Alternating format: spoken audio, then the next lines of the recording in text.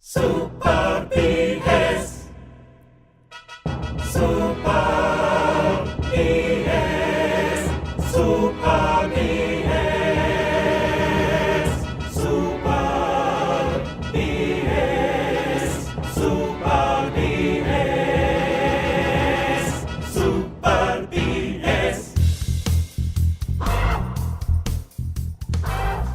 Hey everyone, Brank here. I recently had the opportunity of speaking with Rick Lagnese, the U.S. community manager of Warhorse Studios, about their forthcoming game, Kingdom Come Deliverance. It sounds like it's going to be amazing, and we hope you enjoy the interview. Also, we apologize about the audio quality. We had some technical issues with the mics on our end. Hey everybody, it's Branky here. I've had the pleasure today of talking to, who am I talking with actually? You are speaking with Rick Lagnese, the U.S. community manager of Warhorse Studios. Nice, man. Warhorse Studios. Rick, how long have you been working with Warhorse Studios? Well, I've been with Warhorse Studios now for almost 2 years. I believe it was 2 years ago in March, and then in May I became the U.S. community manager. Nice. How did you get in contact with them? They're in the Czech Republic, yeah? They are, and I am in the good old USA. So let's see. Long story short, I was a fan of the game before even the Kickstarter, and I saw Dan Varvar, our creative director, actually go into the actual locations in this one video that was in the game, and it really interested me that this game was being made without magic or dragons. I've been like so wanting to play an RPG that's just, sword shields, bows and arrows and no messing around kind of thing.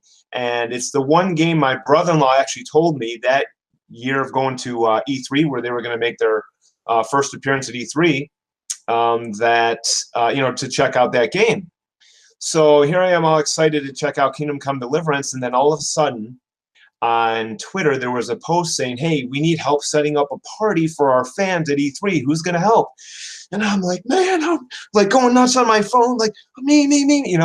And so they had said, okay. And we, basically started talking. I started Skyping with Toby, our PR manager, and JR, our marketing manager, about this party to set up for the fans at E3. And I'm like freaking out, telling people I know, I'm actually talking to these guys who are working on the game, a game that I've always wanted to, that I've been waiting for. And then, come E3 comes around, and I meet Dan and Toby and Martin Klima and, big guys in the company. And the party went really well. I hosted a party at a pub to show off the game, have some drinks. Well, I guess I had some waters, but everyone else had some drinks, and had a good time, learning about Kingdom Come Deliverance. And I just hit it off with Warhorse Studios, and we just kept in touch. And over time, they said they wanted me to be a part of Warhorse Studios, and of course, I didn't have to think twice about that one. That's awesome. I actually didn't do a whole lot of digging. So this was a Kickstarter game? Yeah, actually, I might as well give you the backgrounds. So, okay. What's interesting is that there's really never been a game ever made before based on medieval Bohemia in 1403. In this European history, what we have here is, and I guess you could say more specifically, Czech history. That's what Bohemia is, modern day Czech Republic, and it's never been done before. And Dan Varvra and Martin Klima. Well, most people know Dan Varvra has experience or is the creative director for Mafia 1 and 2. While Martin Klima, he was the author of the pen and paper fantasy RPG Dragon's Lair. Really? Oh yeah, yep, in '97. Wow. That's crazy. Oh yeah, he also worked on UFO Aftermath and Operation Flashpoint. And what's interesting is when you talk about Kingdom Come Deliverance, and when these guys put their thoughts together, That's what this game is basically is when you put the the Mafia 1 and Mafia 2 together in Operation Flashpoint. You got the heavy, story-driven content with important choices you make with the realism of the shooter of Flashpoint, Operation Flashpoint. And so, all good ideas in the Czech Republic usually start in a pub. Nice. Talked about the game. So it was, we just had like a prototype. Warhorse Studios, it was founded in 2011, but really by the time of the Kickstarter, we just had or before the Kickstarter, we had a prototype, and nobody really believed that we could make a game without Magic or Dragons. We couldn't find any investors. And then Really? because again, at that time, Skyrim and these other great games are out, and it's like, how are we going to make a game that can have this, maybe certain similarities per se, but no Magic, no Dragons, make it on actual history.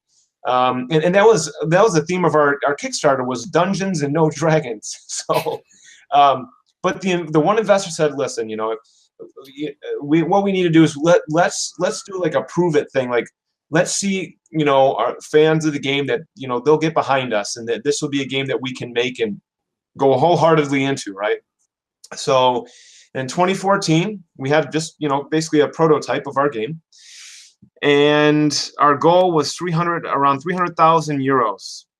And by the end of 2014, we were the third most successful Kickstarter that year, as we did over 1,100,000 euros. Wow. Yeah, so we were like locked and loaded, and that's when we really started working with our studio team of over like 100 and, well, now we have like around 110 people, plus one U.S., me. Are you the only person in the U.S. working on the game? Yeah, I am. So I'm like a hybrid guy. I do a lot of community management, a lot of PR, and it's just exciting to see all this come together, because this is the one game that my brother-in-law and I wanted to see see at E3, and now I'm working with these guys, and I get to manage the Steam forums, and I love it, because I talk to the guys and gals all day long. I feel like these days on Steam and Reddit, and I love writing. Even the newsletters, just the announcements. Like, oh man, I can't wait to I'm typing this up. Like, man, these guys are gonna love this. And I love being able to travel to E3, and I've gone to GDC. I've gone to E3 2 or 3 times now with Warhorse, and Gamescom 2 times. It's been amazing. And I went to PSX with Toby, our PR manager, and I went to PAX South myself. Just love representing the game, love the feedback we get, and I just it's just amazing. It's just a great experience overall, talking about a game with a smaller studio for the size of the game we're making, that it's actually coming out in like less than 2 weeks, February 13th, and I'm just so happy and honored to be a part of it. Yeah, it'll be here before you know it. How long have you been in the gaming industry before you joined Warhorse?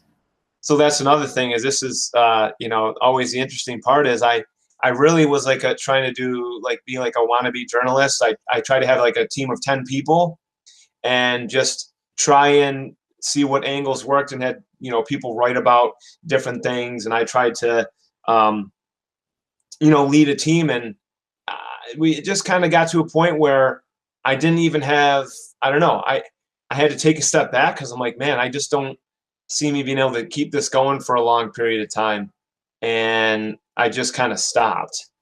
And we weren't well known or anything. We were just getting our feet wet. So the bottom line is, I got really lucky. Thank God. Yeah, that's crazy, man. That went from like, hey, you're trying something, to a dream come true job. Yeah, absolutely. And you know what? I know that I'm very fortunate, and I just don't think I could ever take it for granted, because I know people work really hard, to try and have a job like this. And I can never not but give my 110% every day that I'm for sure. And you're working really hard for it right now, man, with all your traveling. So we actually have been dodging the name of it, man. Kingdom Come Deliverance, coming out February 13th. We're all super excited. You've explained a little bit about the premise. It's a game like fantasy RPG with no fantasy elements. It's a medieval, I should say, not fantasy, medieval RPG. Sorry, I know exactly what you said earlier. It's not fantasy. It's dungeon, no dragons. What? like, who are the main characters in the game? And we know the setting now, Bohemia, but who are the main characters that the player is going to get to know? Okay, yeah. So being that it's an open world RPG, like we said, and it's based on medieval Bohemia, and it takes place in 1403. So you play as Henry, son of a blacksmith. So Henry is the guy you play as, and there would be a lot that goes on with Henry. But what's interesting is Henry isn't going to be like some lord or like some king. He's going to be the humble son of a blacksmith who tries to become a soldier and get the respect from his captain and the rest of the soldiers and so forth. So, but he will have many important decisions and things to do in the game, and he comes under the service of Sir Ratchet Cobilia. And what's important right here is if you've seen the box cover art, it shows Henry with kneeled with the sword. He's sword facing in front of you, so to speak. He's bowing down, if you will. And this sword is something that was again, son of a blacksmith, right? So it was the last thing that he made with his father for Sir Ratchet Cobilia. It was the last thing he made before his father and mother were murdered right in front of him. And because what happened in actual history, even though Henry himself is a fictional character, I mean, it is a video game after all, but King Sigismund of Hungary had invaded Bohemia in 1403 with a mercenary raid called the Cumans. Okay. And the Cumans are a nomadic tribe. So they were actually once came from Asia and were forced out by the Mongolians. And now they've been in Hungary for the past 100 years. So they've learned the language, they've learned the customs, of course. And they come over with King Sigismund to invade, like I said, Bohemia, and actually abduct King Sigismund's own half-brother, who's King Wenceslas IV. So he took advantage of a situation because King Wenceslas was a bum. He was called the idle king. I mean, what most people don't realize is at this point in time in history, this is where the Holy Roman Empire was going on. I mean, the Pope was there to crown King Wenceslas, and he didn't even show up for his own coronation. He just was a man that liked to party and mess around. So King Sigismund saw this as an opportunity, and he abducts his own half-brother, and they actually did invade your hometown, your homeland, which is Silver Scalus, and burn it to the ground. And in the game, it shows that these events happened, and then your parents were killed in front of you, and excuse me, as you barely escape. And I don't want to give away all the parts of the story, but right. But you a lot of this is actually seen in some of our trailers. So yeah, as Henry tries to go back and bury his parents, the sword is taken from him. This sword that he made with his father. So he's on a quest for vengeance. Henry's pissed. He wants vengeance. He wants to get the sword back and restore honor to his father. And so he comes under the service of Sir Ratchet Cobilia. And, there's a lot of interesting characters in the game, but that gives you the premise of what our game's about. And I this is something that you kind of sparked my interest in. How much of it is based on actual history? I actually didn't realize it. I mean, I realized it wasn't fantasy, but I didn't realize the game was based on historical facts. Well, you know what? So much so to the point where, like I was saying earlier, that even the map's not necessarily a 1-to-1 ratio, scale in the game. However, we have reconstructed castles, buildings, towns, cities, even the vegetation and trees are from the Czech Republic. And how it once looked in Bohemia. I've actually, I go and I visit the studio every year for a couple weeks for Gamescom, and I, visit, the team and all that, of course. And I've been to some of these sites. I've been to the Castle of Ratai and other places that I was like, oh my goodness, of course it doesn't look like how it was back then. But we have a full-time historian, Joanna, that works on our team to make sure we keep everything, should I say, in check. Get it? Nice. Okay, that was lame. I try these plugs sometimes on podcasts. Either I get like people actually really do laugh, or they're like, yeah, no. I try. I like it. I like the puns, man. I'm a big fan. So I want to get into the meat of the combat with you, man. Like, what are the systems in this game? Like, the story is crazy interesting, and we could probably talk about that all day, but I know you have limited time. So I want to know, what is the player going to be doing when they're playing this game? Yeah, and you know, you said combat. Combat is just so important in the game. I mean, we put a ton of work and emphasis into the combat because, I mean, we even had professional swordsmen and fencers that worked in our mocap studio to show the actual animations of how they swung the weapons and how you would attack and defend. Dan Varver himself put on armor to just to test how it actually worked. And so what we use, because you mentioned combat, I'll go there first, is we use a physical collision system. So what we do is we're actually calculating the amount of damage you do based on what weapon you have, what type of armor they're wearing or not, and how hard you actually hit them. So if you have a sword and you just barely hit them, and even if they don't have a lot of armor on, but you barely hit them, you won't do as much damage as if you had greater impact, which means swords will clang off swords. Literally, they're not going to go through each other. A sword will hit off shield and armor. You know, it's actually fantastic when you're in the middle of a battle, in a bigger battle, and man, just you try to run in like Spartacus, but you can't, okay? Because we try to make the combat very realistic. And you'll get knocked around like a ping pong ball if you're trying to go and try and take out a bunch of guys, because it's not going to happen. You can't just go in and take out, like, you know, taking out even like 2 or 3 guys at a time. You have to be really super good and really pay attention, because you're going to have to work with, you know, the people who are fighting with you or use some strategies. But the thing is you know, our game is a very story-driven game. So it's not necessarily a fighting game at the same token, because you could go through most of this game without fighting. It's really up to you how you want to play the game, because while there's only one ending, it's up to you how you get there. So just back to the history part is that, yeah, history will repeat itself. So you could actually look back in history to read ahead into the game, ironically as that sounds. But, you know, I would say this, that when I say you can play the game the way you want, we have quests that you have some of these quests where you can solve them 4 to 5 different ways and have even triggered different cutscenes based on the choices you make. You could avoid a skirmish that maybe is like 10 to 20 guys going at it, right? And I could be like, hey man, dude, I just had this awesome skirmish, and there was like, I took out this game lord, and you're like, man, I talked my way out of it. I didn't even have to have that happen. That's awesome. So there's a lot of choices you'll make in the game, and you know, you can use combat for the majority of it. You can balance it out, and there's no classes either. So you get to choose what you want to do for each mission based on what you think is going to be the best outcome. So it is.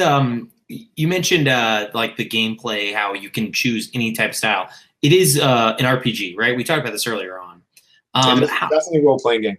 How do you like level up? Like I saw the trailer. I think hopefully a lot of our listeners did. The recent one that was just like a couple weeks ago that was released, or last week, and it was amazing. And it was a 16-minute in-depth trailer on all the stuff that you can do in the game.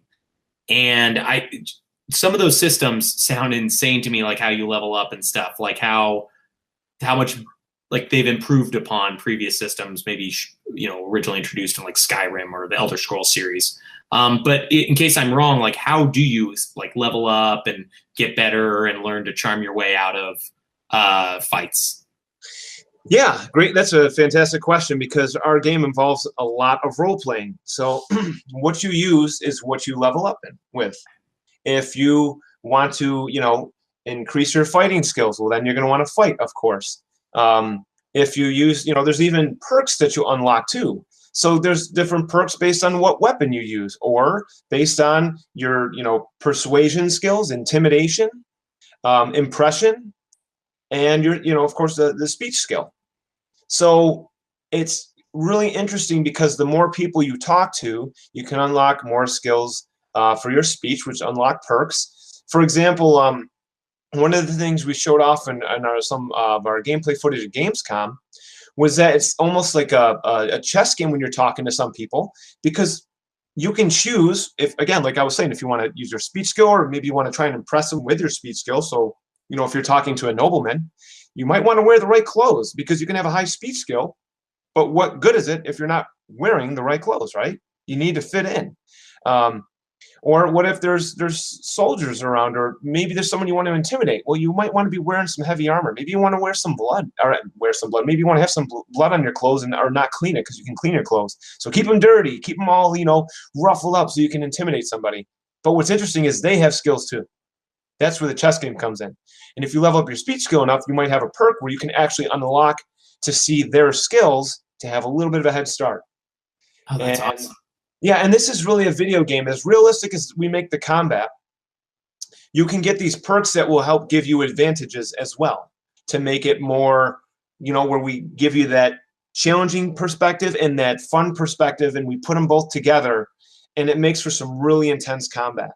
Not to mention the choices you make, because again, this game technically wouldn't be labeled as a fighting game because you get to play it how you want. So, the speech skill, impression, these skills work together, and keep in mind that this is a living world. So these NPCs have their own stats, as I was saying as well. So you got to pay attention to what's going on around you. Yeah, man, that just sounds like incredible. All the same, I can't wait for 2 weeks from now, or a week when people listen to this. So do you know if the game changed along the way? Because development cycles, I feel like I remember hearing about this game quite a bit of time ago. So I was wondering if you knew if it changed or evolved in any way over the past 4 years, or I can't even remember when it was started. Yeah, I mean, we really went full force, in our with the succession of our Kickstarter into 2014, and the thing is, it really did evolve in a way because we had planned in the beginning 3 acts, and the first game we were making it so big that the first 2 acts ended up becoming Kingdom Come, our first game, and so that's what's really exciting is like, we've made a much bigger game than expected, to the point of like the average person will put in like 50 hours. And then if you want to be thorough, you could definitely put in around 100 or more. And it just evolved into this really big game with rich content of history. Or if you're not into history, it doesn't really matter either, because you can just play it the way you want. And sometimes people get reminded of Skyrim in that sense too. But, otherwise, we've really stuck true to what we've always wanted to do. Dan Varvra, Martin Klima, Victor Boken, Thomas, they wanted this game to be how they wanted it to be from the very beginning. So the integrity of the game has stayed the same. Okay, that's amazing. I mean, I just hear about so many games that go through drastic overhauls that I was curious. I was like, was Kingdom Come originally a submarine game? I'm just messing with you. But yeah, no. Because the Kickstarter obviously was showing this way before. That's great. I really didn't know it was a Kickstarter. I normally, when games are mentioned in the news, they mention that they were previously successful Kickstarters. So that's awesome. That's really, really cool. I love Kickstarter games for the most part. So how big is your team now? You did mention more than 100 people. Yeah, maybe estimating around 110. Is it like the second biggest video game studio besides the Witcher team in all of Czech? Because I can't imagine any other team that size besides them and maybe CD Projekt. Yeah, honestly, I'm not even too sure, but we all I know is we make it happen with the team we got. Yeah, we try. I mean, it looks amazing. I mean, it looks like you guys make it happen. That's a good sized team, especially for like. I mean, I know you could always, want more people to work on assets and work on things, but that's still 100 people is a good sized team. I definitely think so. So what do you think of the press so far given to Kingdom Come Deliverance? Like the write-ups in Game Informer, I heard about you guys on Kotaku. It must have been at least 3 years ago. Maybe it was at the Kickstarter time 4 years ago. But what do you guys think about the press, like things that people have been saying so far about the game in advance?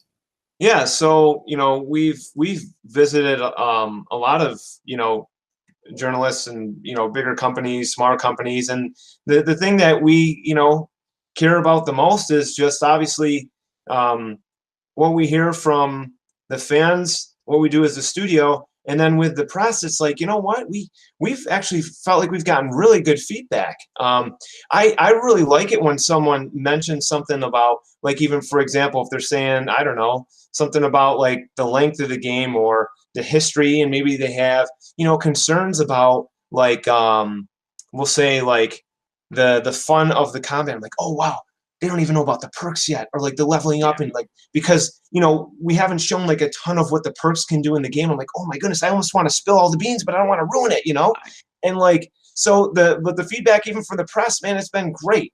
And like I really look forward to when people actually talk about this game, because we've put all our passion, our heart and soul into this.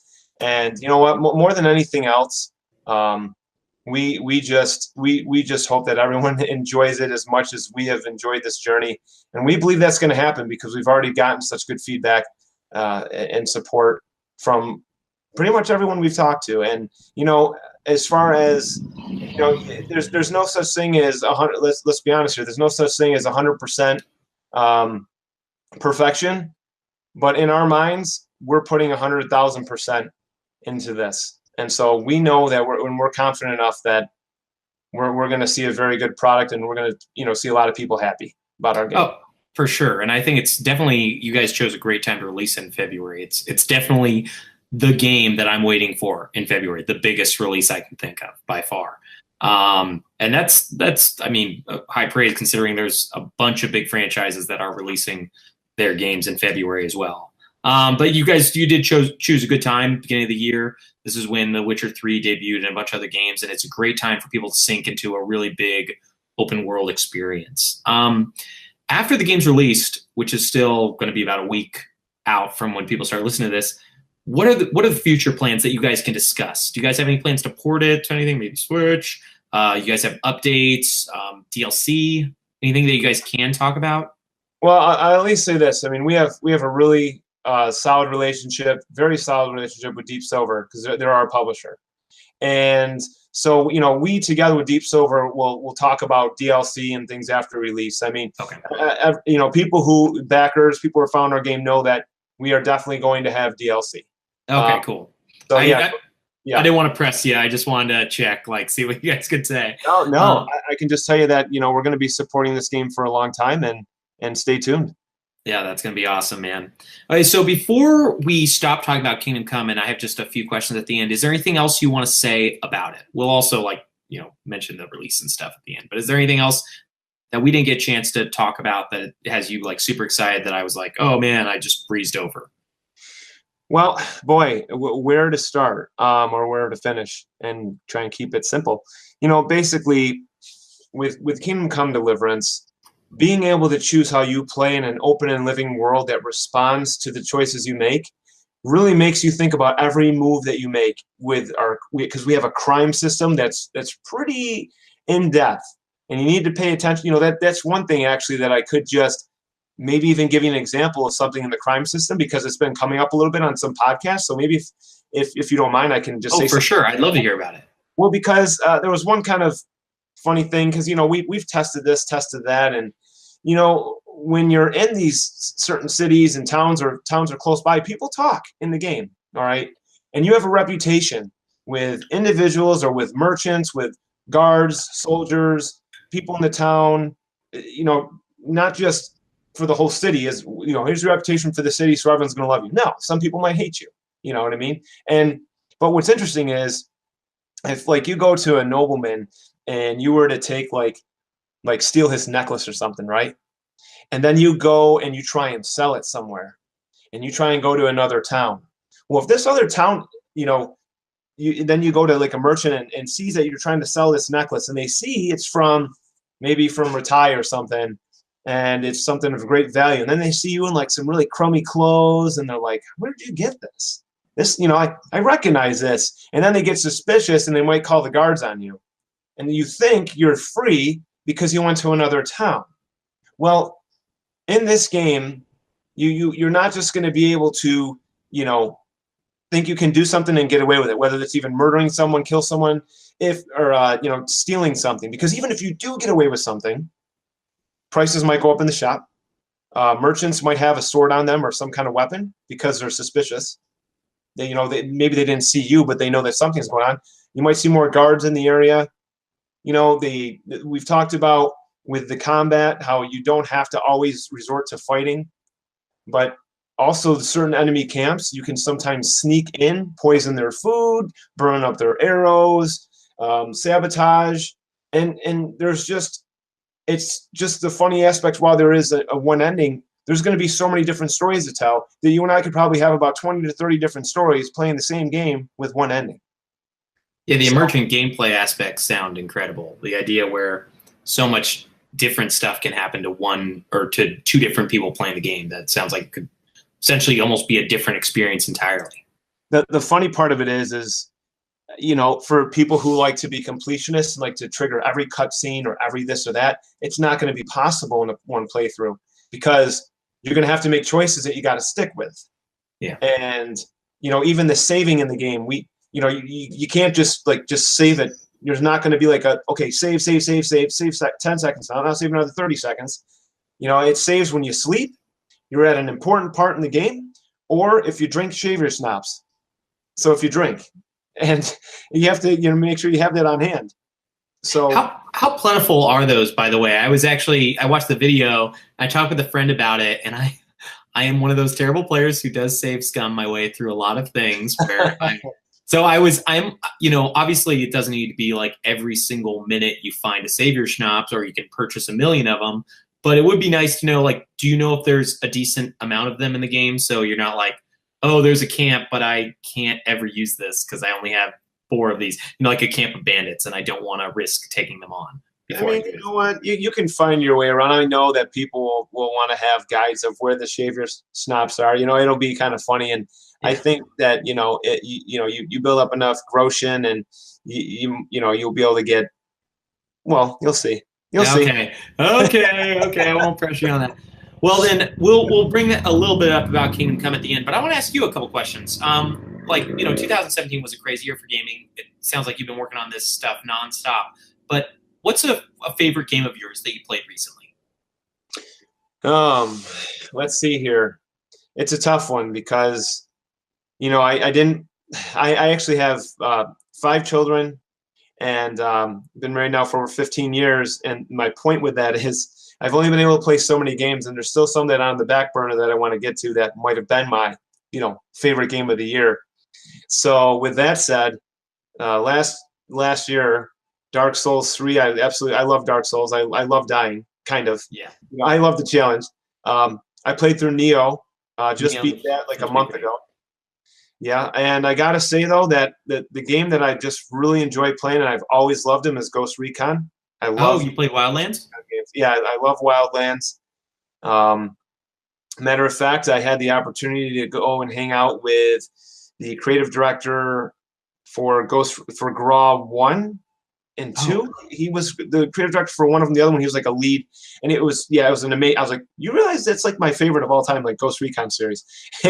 So yeah, Wildlands, and then I just started getting into Monster Hunter. But I heard that's great.